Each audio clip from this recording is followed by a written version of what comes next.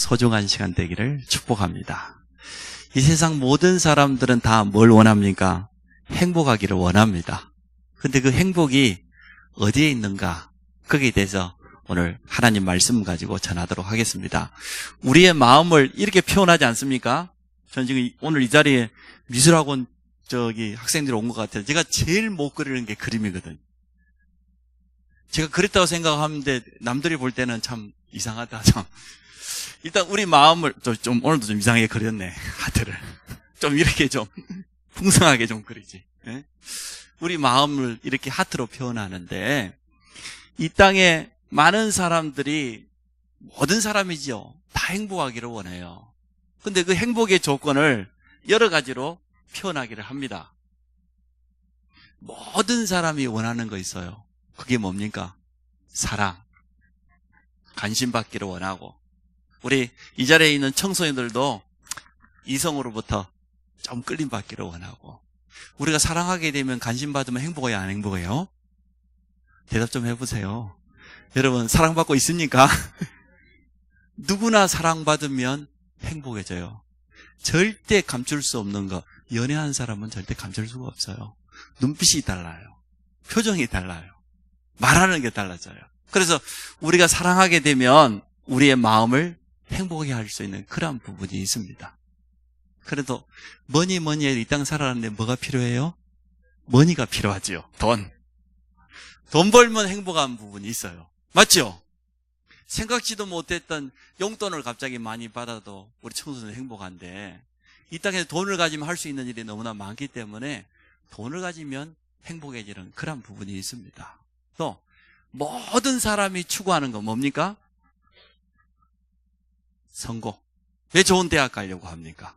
좋은 대학 가면은 성공할 수 있는 확률이 좀 높으니까. 왜 의과대학 가려고 애를 씁니까? 왜 사법고시를 패스하고 판검사가 되려고 합니까?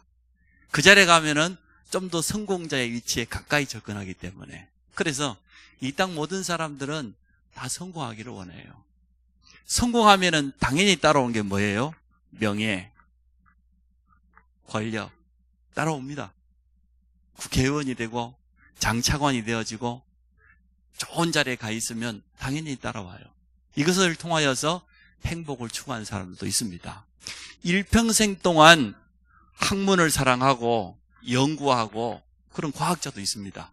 지식이라고 하는 이게요, 우리 인간에게 주는 행복이 또 있어요. 그래서 늘 연구하고 계속 그것만 통해서도 기쁨을 누리는 사람이 있어요. 그런데 우리가 돈을 조금 잃었다? 그거는요, 조금 잃은 거예요. 근데 명예를 잃었다? 많이 잃은 거예요. 근데 뭘 잃으면 다 잃었다 그래요? 건강하면은 마음껏 먹을 수 있고, 당장 중환자실에 가보십시오. 각종 호스를 다 꼽아놓고 온몸이요 바늘로 찔러놓고 꼼짝도 못합니다. 먹을 수가 있습니까? 만나고 싶어도 만날 수가 있는데 갈 수가 있습니까? 건강하면은 마음껏 먹을 수도 있고 볼 수도 있고 갈 수도 있고 내가 하고 싶으면 하기도 하고, 이것들을 통하여서 이 땅 사람들은 행복하다고 말합니다. 과연 사랑하는 사람 만나가지고 결혼을 하면은 행복할 수 있을까요? 저도 결혼을 했습니다. 애가 3명이나 있습니다. 물론 저는 행복합니다. 그러나 사람 때문에 주는 행복은 영원하지가 못해요. 우리나라에서 돈을 제일 많이 가진 회장님이 지금 어디에 계셔요? 어디 계십니까? 우리나라에 무슨 성이 있잖아요. 3가지 성. 그 회장님이 지금 어디 계신 줄 아세요? 삼성병원 지금 VIP 병동에 몇 년째 누워 계십니다. 꼼짝 못하고. 과연 성공하면, 원하는 서울대 미대 합격하면, 홍대 미대 합격하면 행복할까요? 그때 물론 행복하겠죠. 그게 인생의 절대적인 행복의 기준이 될 수 없잖아요. 아무리 좋은 자리에 있고 명예를 가진다 할지라도. 그래서 파스칼이라는 학자가 이렇게 말했어요. 철학자답게 말을 했어요. 하나님은 우리 인간의 마음 중심에 허공을 만드셨다. 이 허공을 채우지 못하면 나머지 이 모든 부분을 다 채웠다 할지라도 성공하고 돈도 가지고 사랑도 하고 원하는 꿈을 이루었다 할지라도 행복이 아닙니다.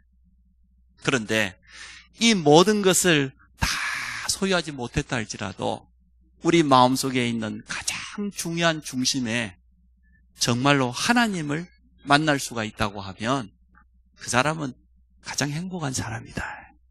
오늘 하나님을 만나는 시간이 되시기를 바랍니다. 그래서 오늘 제가 하나님 만나는 길에 대해서 잠깐 말씀을 드리도록 하겠습니다. 사실은 하나님은 영이시기 때문에 우리 육신의 눈에 보이지 않습니다. 요한복음 4장 24절의 성경에 보니까 하나님은 영이시다. 예배하는 자는 성령과 진리로 예배해야 된다 그랬습니다.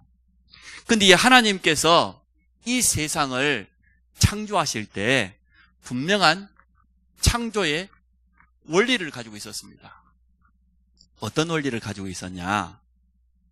이 자리에 지금 아름다운 꽃꽂이가 있습니다. 보니까 뭐 소국도 있고 해바라기도 있고 그러네요. 모든 나무는 그 뿌리를 어디에다 둬야 됩니까? 흙에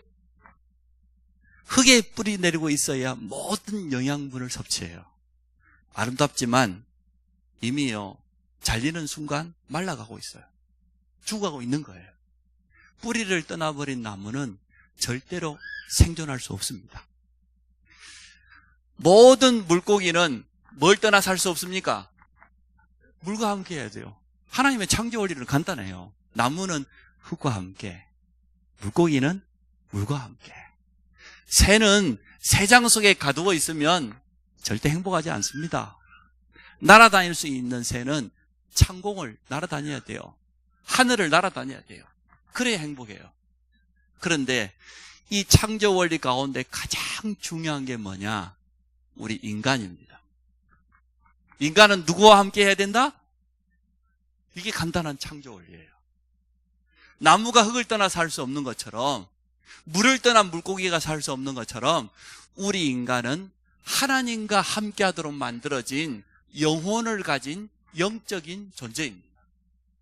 육신은 흙으로부터 왔지만 우리 속에는 영혼이 있어요. 하나님의 생명이 있어요. 그래서 창세기 1장 27절이라고 하는 성경 말씀에 보니까 하나님이 하나님의 형상, 하나님의 모습대로 사람을 창조했는데 남자와 여자로 창조하셨다.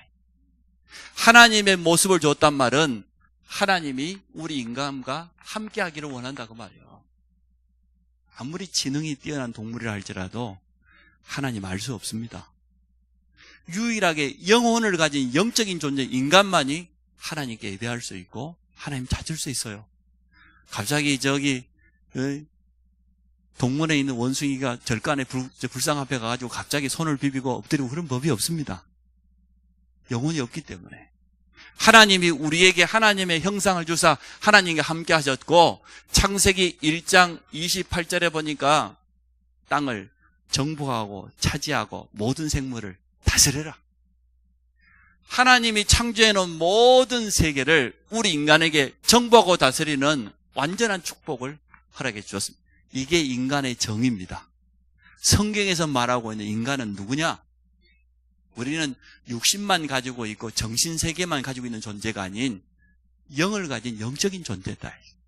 하나님과 함께하도록 만들어진 영적인 존재요. 하나님과 함께할 때 가장 행복하도록 참된 축복. 이게 바로 행복이라는 겁니다. 그래서 우리 인간 중심 허공에다가 하나님을 모시지 않으면 아무리 성공해도 안 된다는 거예요. 처음 인간이 살았던 그 현장이 에덴 동산인데요. 그 에덴 동산 한가운데다가 창세기 2장 17절에 보니까 선악을 알게 하는 나무를 만드셨어요. 하나님과 우리 인간이 약속을 맺은 겁니다. 계약을 맺은 겁니다. 선악을 알게 하는 나무의 열매를 먹지 말라. 먹는 날에는 정령 죽으리라. 하나님은 창조주요. 우리 인간은 피조물이기 때문에 하나님 떠나면 안 된다는 거예요. 그게 이 선악과 속에 들어있는 약속입니다. 하나님 만나는 길이 분명히 있었습니다. 우리 인간은 하나님과 교제하고 하나님께 예배하고 하나님으로부터 오는 모든 은혜와 힘을 공급받았습니다. 모든 문제의 시작은 어디에서 시작됐냐? 하나님 만나는 길이 단절돼 버린 거예요. 길이 연결돼 있어야 되는데 하나님과 우리 인간 사이에 죄가 들어온 겁니다. 이 죄를 성경 창세기 3장 1절부터 6절에 그 내용을 설명하고 있는데요. 뱀 속에 들어간 사단이 여자인 하와를 유혹했어요. 뭐라고 합니까? 동산 모든 나무의 열매를 먹지 말라 하시더냐? 아니요. 다 먹을 수 있는데 중앙에 있는 선악과 먹지 말라고 했다. 만지지 말라고 했다. 근데 중요한 것은 먹으면 반드시 죽는다고 했는데 하와가 대답을 잘못했어요. 먹으면 죽을지 몰라? 죽을까? 의심했단 말이에요. 이때 사단은 그 틈을 놓치지 않고요. 먹어도 된다. 하나님과의 약속이 깨져버린 겁니다. 결국은 하나님 말씀에 불순종하고 하나님과 함께했던 인간이 하나님을 떠나버린 거예요. 이게 모든 문제의 시작이에요. 그래서 로마서 3장 23절에 보니까 모든 사람이 죄를 범하였음에 하나님의 영광에 이르지 못한다. 이때부터 죄로 말로 찾아오는 저주, 재앙 가운데 마지막에 죽음이 다가왔습니다. 누구 때문에? 요한복음 8장 44절에 눈에 안 보이지만 지금도 존재하고 있는 마귀라고도 하고 다른 이름으로 사단이라고 하는 영적인 존재 가운데 이게 우리 인생 모든 문제의 시작입니다. 좋은 대학을 못 가서 행복하지 않은 게 아니에요. 세상에 돈을 많이 못 벌어서 행복하지 못한 게 아니에요. 돈 있는 사람은 행복합니까? 좋은 자리에 있는 사람은 행복합니까? 건강하면 행복합니까? 아니요. 하나님을 만나야 되는데 하나님을 떠나버렸어요. 이게 바로 죄예요. 그리고 눈에 안 보이는 사단에게 붙잡혀서요 운명대로 살아가는 겁니다. 이때부터 하나님 모르는 모든 사람들의 신분은 기분 나쁘지만 마귀 자녀라고 그랬어요. 예수님이 직접 밝혔어요. 요한복음 8장 44절에 이 사람들의 영적인 상태는 어떻게 되어지냐?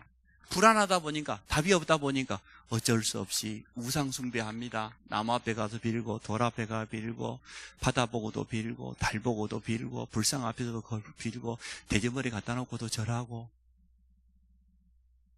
제가 전에 부교육자 생활할 때 그 지역에 삼거리가 있는데요. 신호등이 없어요. 신호등이 없는 삼거리는 사고가 제일 많이 나잖아요. 서로 가다 보니까. 삼거리 옆에 보면 밤중에 이렇게 수협에 드리려고 가다 보면 삼거리 앞에 새 차를 갖다가 다 세차는 표시가 나잖아요. 빛가 번쩍하니 막 반짝반짝하잖아요. 그 차 앞에다가 돼지가 흐 하고 웃고 있어요. 돼지머리 갖다 놨어요. 근데 그 입은 열고 있죠. 입은 벌리고 있죠. 거기다가 만원짜리 빳빳한 만원짜리 입에다가 딱 물려가지고 넙죽 넙죽. 뭐합니까? 고사 지냅니다. 제사 지냅니다. 세상 미신 섬깁니다. 불안하기 때문에 부적 갖다가 지갑 속에 넣고 다닙니다. 점칩니다. 구다합니다. 자기 신념 가지고 살아가기도 합니다.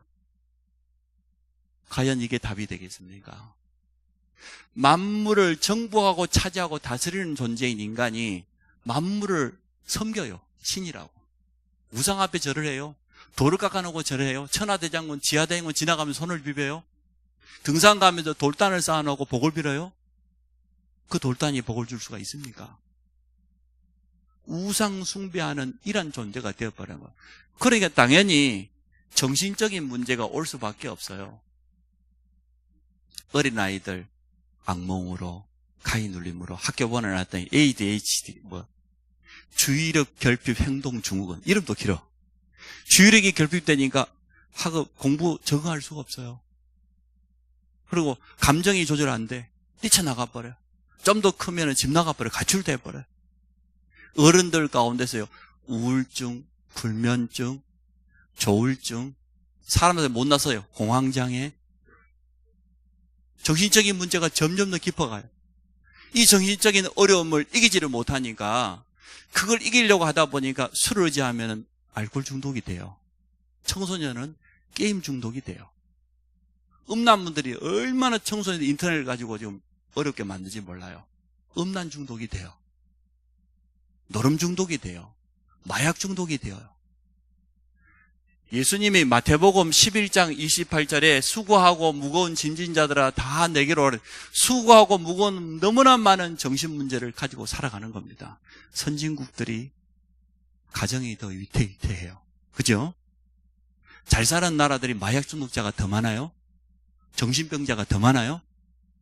우리 인간은 영혼을 가진 영적인 존재이기 때문에 영의 주인 대신 하나님을 만나야 되는데 하나님 안 만나고 세상 것을 가지고 채워보려고 아무리 발버둥을 쳐도 바닷물을 마신다고 갈증 해결할 수 있어요? 바닷물은 마시면 마실수록 더 갈증이 찾아와요. 그런 것처럼 우상 숭배하고 무속인 찾아가고 부적을 붙이고 조상제사를 지내고 아무리 해봐도 영적인 답이 없는 거예요. 영이 무너지면 정신은 당연히 무너진 것 아닙니까? 그래서 정신병자들이 너무나 늘어나고 있고 OECD 국가 가운데 우리나라의 자살률이 1위입니다. 급기야는 마지막 인생을 포기해버려요. 그것도 유명인들이, 탤런트가, 가수가, 영화배우가. 왜 그렇습니까? 하나님 만나지 못하면 어쩔 수가 없어요. 불신자들은 이것을 갖다가 내 운명이라고 합니다. 내 사주팔자라고 합니다. 오직하면은 사랑하는 남녀가 결혼하는데도요, 사주궁합을 보기도 하고, 날 잡아야 되고, 묘자리 쓰는데도 방향 잡아야 되고, 그러잖아요. 이게 바로 하나님 떠난 문제입니다. 이 죄가 영적인 죄입니다. 눈에 안 보이는 사단이 불신자들의 모든 운명을 살해하고 있습니다. 이러다 보니 이제는 정신 문제만 오는 게 아니라 육신의 문제가 와요. 질병이 찾아옵니다. 무능하다 보니까 가난이 찾아옵니다. 끊임없는 분쟁을 통하여서 가정에 불화가 찾아옵니다. 그래서 이혼하는 가정들이 너무나 급증하고, 또 어떤 사람은 범죄에 노출되어서 범죄자가 되기도 하고, 순서대로 오는 거예요. 신분 자체가 하나님 떠난 마귀잖아요. 영적인 문제, 정신 문제, 육신 문제. 이렇게 살다가 하나님 부르시면 가야 돼요. 올 때는 순서가 있었어요. 그렇죠? 할아버지가 먼저 오고 아버지가 먼저 오고 그다음에 내가 왔는데 이 땅 떠날 때는 순서가 없어요. 저희 아버님이 오늘부터 딱 보름 전에 돌아가셨거든요. 향년 90세를 사셨어요. 그러니까 참 오래 사신 거죠. 건강하게 잘 사셨어요. 히브리서 9장 27절에 보니까 사람이 한 번 죽는 것은 하나님이 정해놨다. 죽음 이후에 끝입니까? 아닙니다. 반드시요, 심판이 있는데 육신은 흙으로부터 왔기 때문에 흙으로 돌아갑니다. 매장을 하든지 화장을 하든지. 그러나 우리 속에 있는 영혼은 화장할 수도 없고 매장할 수도 없어요. 하나님 앞에 가서 심판받고 하나님 모르는 사람은 영원한 지옥이 기다리고 있음을 성경은 분명히 말해주고 있습니다. 이러한 삶을 사다가 마지막에요, 후손에게까지 어려움이 와요. 대물림, 조상들이 우상 숭배하고 하나님 떠나서 죄 가운데 살고 귀신 섬기고, 성경에 보니까 후손 3, 4세까지 망한다고 했어요. 그리고 우리가 쓰는 말로 부전자전이라는 말이 있잖아요. 부모에게 있었던, 조상에게 있었던 어려움이 후손들에게까지 그대로 내려오는 거예요. 이 모든 6가지가 어디서부터 시작되었냐? 여기서 시작되었어요. 하나님을 떠나서 죄 때문에 눈에 안 보이는 사단에게 붙잡혀서 이 문제만 해결할 수 있다면 나머지 이 6가지는 그대로 해결되어집니다. 저는 여수에서도 배를 타고 들어가는 섬 출신입니다. 당연히 하나님 몰랐지요? 당연히 제사 지내고 용왕신 바다에 가서 우상 숭배하고 당연히 그랬습니다. 저희 가정에 정신 문제가 너무나 많았습니다. 저희 어머님은 거의 정신분열증 수준까지 갔습니다. 암을 비롯해서 불치병이 저희 가정에는 계속 찾아왔습니다. 지옥은 아직 안 가봐서 모르겠지만 이 땅에서 지옥 같은 삶을 살다가 후손에게까지요, 대물림이 저주가 왔어요. 이 문제를 해결하기 위해서 모든 인간은 길을 찾습니다. 답을 찾습니다. 그래서 나온 게 뭡니까? 종교. 모든 종교는 좋은 목적을 가지고 있어요. 바르게 살고 하고 선을 행하려고 덕을 쌓고 다른 사람을 이롭게 하고 마음을 비우고. 그러나 이 땅에 그 어떤 종교 가지고도 이 세 가지 근본 문제를 해결할 수 없어요. 원래 인간은 하나님과 함께 했거든요. 하나님과 함께 할 때 모든 축복이, 하나님을 떠나버렸는데 종교 가지고 하나님 만날 수 없습니다. 우리 기독교는 종교가 아니고 생명입니다. 교회 오래 다닌다고 하나님 만나지 못합니다. 또 선행, 바르게 살면 안 되겠냐 말이야. 연말이 다가오니까 이제는 기부금도 좀 내고 어려운 사람들, 소외된 사람들 돌아보기도 하고 고아원에, 양로원에, 혼자 된 모자 가정에 많은 선행을 할 수 있습니다만은 이 선행이 하나님 떠난 죄만큼은 해결할 수가 없어요.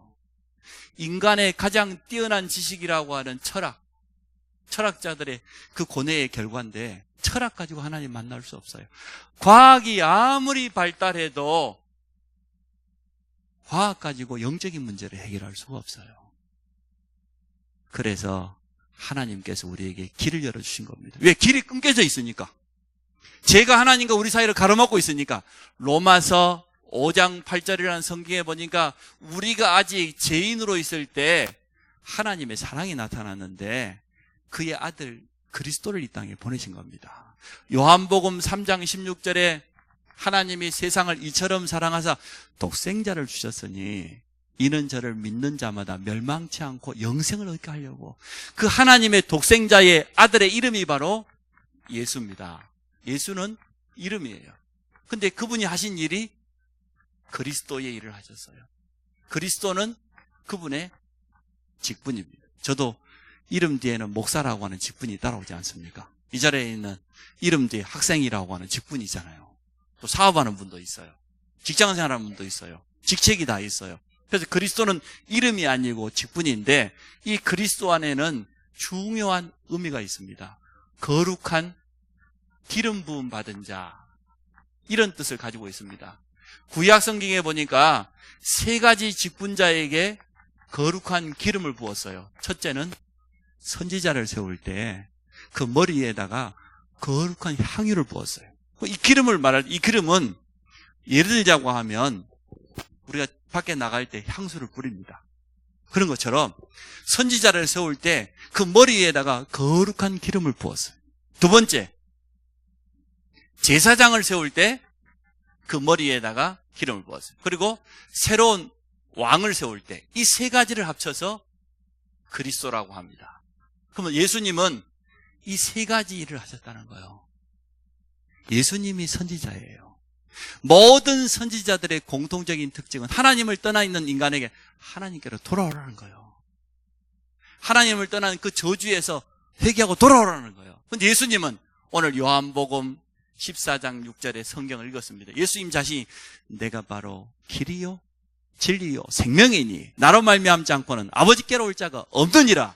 하나님을 떠난 우리 모든 인간에게 하나님 만나는 길이 바로 예수 그리스도입니다. 하나님은 눈에 보이지 않기 때문에 우리가 만날 수 없거든요.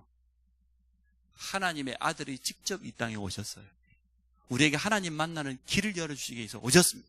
하나님 만나려고 하면 죄를 해결해야 돼요. 그래서 구약의 제사장들은 양을 잡아가지고 피예배 드림으로 죄 문제를 해결했는데 우리 예수님이 십자가에서 친히 피 흘리심으로 우리의 모든 죄를 해결해 버린 겁니다. 로마서 8장 2절에 보니까 그리스도 예수 안에 있는 생명의 성령의 법이 너를 죄와 사망의 법에서 해방하였느니라.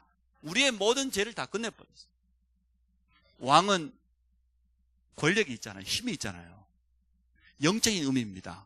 영적으로 마귀에게 붙잡혀서 운명대로 살아가야 되는데 만왕의 왕으로 오신 주 예수 그리스도께서 요한 1서 3장 8절에 보니까 죄를 짓는 자는 마귀에게 속했는데 하나님의 아들이 오신 것은 마귀의 일을 멸하기 위해서 오셨다.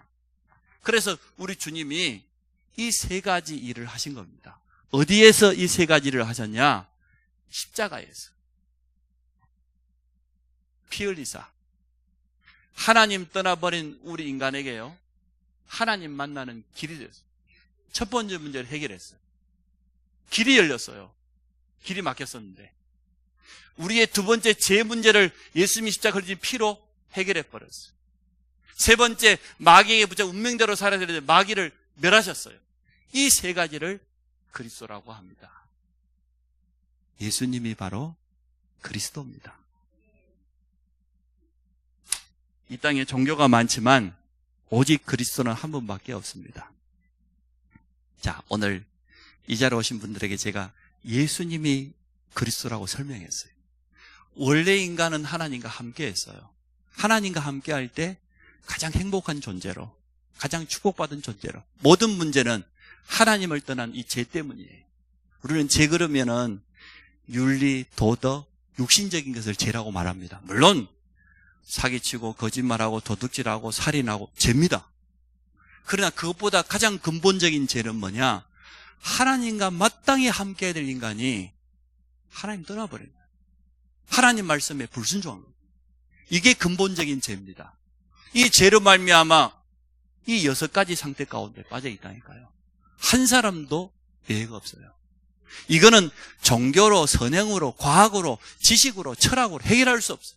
그래서 하나님이 직접 자신의 아들을 이 땅에 보내주신 겁니다. 그분이 십자가에서 3가지를 하셨어요. 하나님 떠난 인간에게 하나님 만나는 길이 되시는 참 선지자, 우리의 모든 죄를 해결하신 참 제사장, 사단의 머리를 완전히 깨뜨리시고 승리하신 만왕의 왕, 죽음에서 3일 만에 부활하셨습니다. 눈에 보이지 않지만 지금도 이 자리에 와 계셔요. 어떻게 하면 되냐? 로마서 10장 10절에 보니까 사람이 이 사실을, 예수가 그리스도라는 이 복음을 마음으로 믿으면 의에 이른다. 제 문제가 이른다. 입으로 내가 정말 믿는다고 시인하게 되면은 그때 바로 구원받는다고 말했어요. 어떻게 해요? 요한계시록 3장 20절에 볼지어다 내가 너희 마음 문을 두드린다. 지금 이 순간 이 자리에 초대되신 분들의 마음 문을 두드리고 있는 거예요. 저와 같은 목회자를 통해서 아니면 전도자를 통하여서 마음 문을 두드리는 거예요. 마음 문을 열면 예수님이 들어와서 우리와 함께 하시겠다고 약속했습니다. 그래서 요한복음 1장 12절에 예수님을 내 마음속에 모시는 것을 영접이라고 합니다. 영접하는 자, 곧 그 이름을 믿는 자에게는 하나님의 자녀가 되는 권세를 주셨으니. 오늘 이 자리에 처음 오신 분도 있을 거예요. 또 나는 지난날 교회 많이 다녀봤지만 지금은 예배상을 놓치고 그렇게 살아가는 분도 있을 겁니다. 그 모든 것은 중요치 않습니다. 오늘 눈에 보이지 않는 예수 그리스도는 하나님 우편에 앉아 계시고 지금 이 자리에 와 계십니다. 그리고 여러분의 마음문을 녹화한다고 돼 있어요. 마음문을 열고 예수 그리스도를 영접하기만 하면 하나님의 자녀가 된다고 했습니다. 우리 한번 같이 한번 눈을 감기 원합니다. 하나님 앞에서 진실된 고백하기를 원합니다. 눈을 감으시고 모두 제 기도를 따라해 주시기 바랍니다. 사랑의 하나님 감사합니다. 저는 하나님을 떠난 죄인이었습니다. 이러한 나를 위해 예수 그리스도를 보내주셔서 감사합니다. 내 마음의 문을 엽니다. 십자가에서 피 흘리사 내 모든 죄를 용서하시고 운명을 붙잡고 있었던 마귀를 멸하시고 하나님 만나는 길이 되시는 예수 그리스도를 나의 주인으로 영접합니다. 내 마음속에 들어오셔서 영원히 함께 하시고 나의 삶을 인도하여 주옵소서. 예수 그리스도 이름으로 기도합니다. 아멘. 옆 사람을 축복합니다. 당신은 하나님의 자녀입니다. 참 이게요, 보여줄 수 있는 증거가 있으면 참 좋을 건데, 방금 예수님을 내 마음속에 모셨으니까 짠 이렇게 열면 예수님이 탁 이렇게 나타나면 얼마나 좋겠어요. 근데 하나님은 영이셔요. 눈에 보이지 않아요.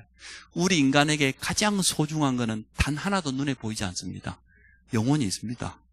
우리 오소민 자매 속에 영혼이 있는데 영혼 볼 수 있어요? 정신이 있어요. 정신 본 사람, 정신 무슨 색깔이든가요? 응? 정신이 없다, 그 사람이 정신병자예요.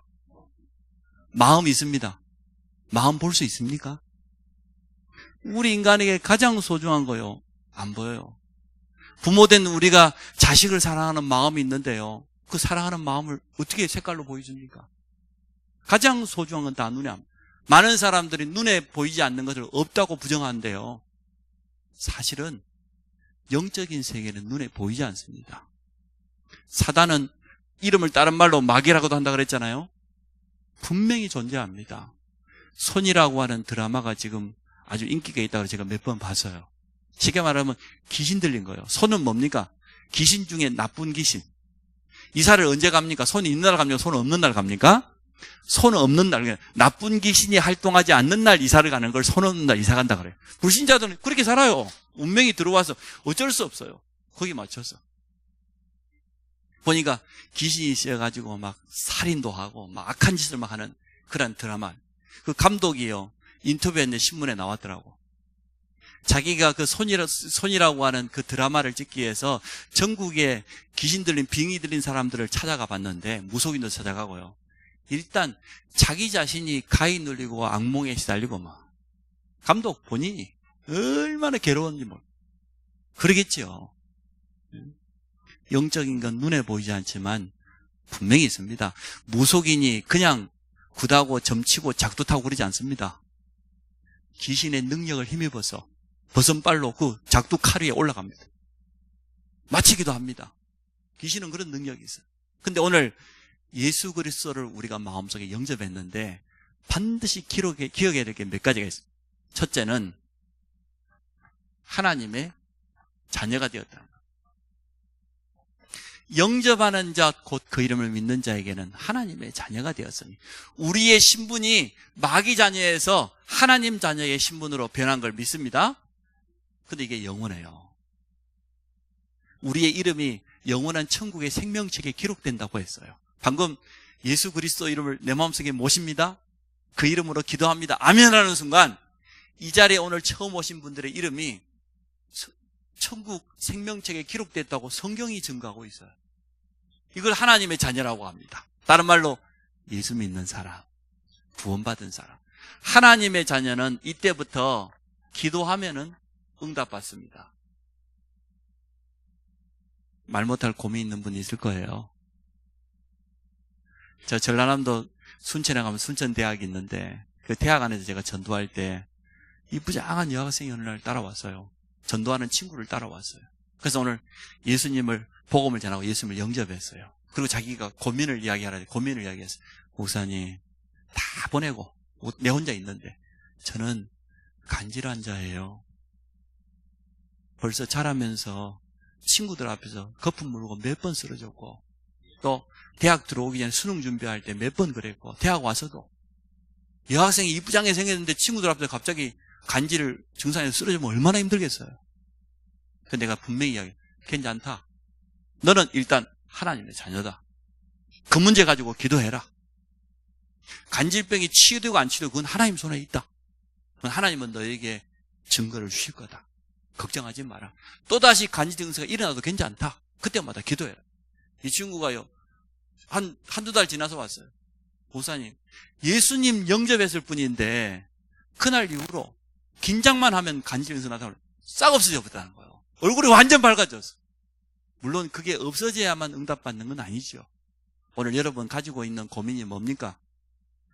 예수 이름으로 기도하시고 응답받으시기를 바랍니다. 그리고 이제는 지금부터 하나님의 자녀는 예배드려야 돼요. 갑자기 예배드릴 수 없으니까 현장에서 성경 공부부터 조금씩 해야 돼요. 그래서 오늘 이 자리에 오신 분들은 도움을 받아서 현장에서 계속해서 하나님의 말씀을 받고 또 믿음이 자라가는 그런 축복을 누리시기를 바랍니다. 여러분에게 틀림없이 증거 올 겁니다. 얼마 지나지 않아서 하나님이 나와 함께 하시는 증거. 이상하게 내 마음속에 참 평안이 오고 기쁨이 오고 그렇게 많았던 걱정과 불안이 사라지고 그 증거 올 겁니다. 어떤 경우에는 질병 가지고 있는 사람에게는 육신에게도 증거 올 것이고 마음과 생각 속에도 증거 올 겁니다. 그러면 그 증거를 말하는 것을 전도라고 합니다. 이러한 축복을 누리시기를 주 이름으로 축복합니다. 그래서 오늘 오신 분들을 너무나 환영하고요. 딱 한 가지만 기억하시면 돼요. 아, 예수는 이름인데 그리스도는 그분이 하신 세 가지. 우리 인간 문제가 세 가지니까 하나님 떠난 문제, 제 문제, 사단에게 붙잡혀 있는 운명. 이 세 가지는요, 그 어떤 것으로도 바꿀 수 없어요. 아무리 착하게 바르게 선하게 살아도 이 문제만큼은 해결할 수 없어요. 그 어떤 종교로도 해결할 수 없습니다. 그래서 예수님이 그리스도로 오셔서 이 세 가지 문제를 해결하셨고 그분이 나와 함께 하신다. 영원토록 함께 하신다. 나 신분이 하나님의 자녀가 되었어요. 그래서 영원한 천국이 보장되어 있습니다. 이 땅에 사는 동안 예배에 승리하시고 또 기도 응답 받기를 주의 이름으로 축복합니다. 하나님께 감사를 드립니다. 오늘 예수가 그리스도라는 참 복음을 깨닫고 하나님의 자녀가 된 우리 모든 새가족들을 축복하여 주시고 참된 확신 가지고 예배드릴 수 있는 축복을 허락하여 주옵소서.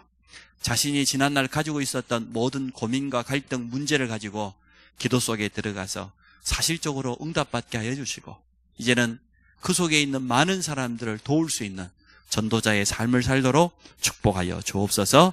예수 그리스도 이름으로 기도합니다. 아멘.